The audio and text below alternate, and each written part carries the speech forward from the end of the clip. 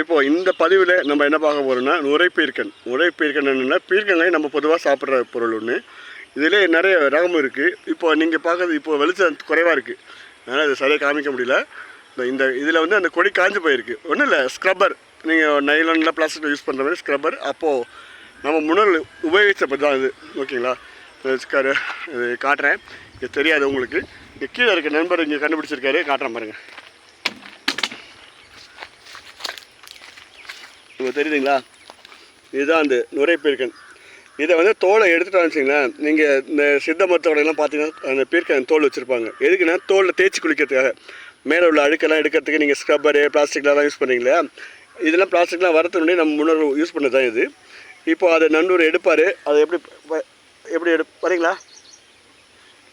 அதை எப்படி யூஸ் பண்ண காட்டுற மாதிரி இருக்கும். ஒன்றும் இல்லை, இதோட மேல் தோல் ரொம்ப மெலிசாக இருக்கும்.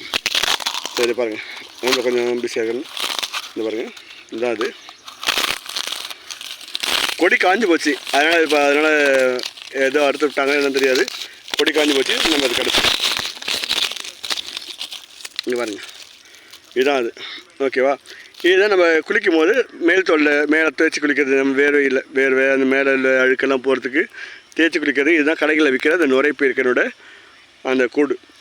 காஞ்சி போய் காய் வந்து காஞ்சி போய் இப்படி தான் கூடு இப்படி தான் இருக்கும். பார்த்துட்டிங்களா? ஓகே, பார்த்தவங்க கொஞ்சம் ஷேர் பண்ணுங்கள், அதாவது கொஞ்சம் லைக் பண்ணுங்கள், சப்ஸ்கிரைப் பண்ணுங்கள். இதை வந்து நான் இது வரைக்கும் கேட்காம இருந்தேன். இப்போ ஒரு 10 ரூபா நான் கேட்டுட்ருக்கேன். சரி, கொஞ்சம் எல்லாேருக்கும் தெரிகிற மாதிரி நம்ம பதிவுப்படுவோம். சரிங்களா? நன்றி, வணக்கம்.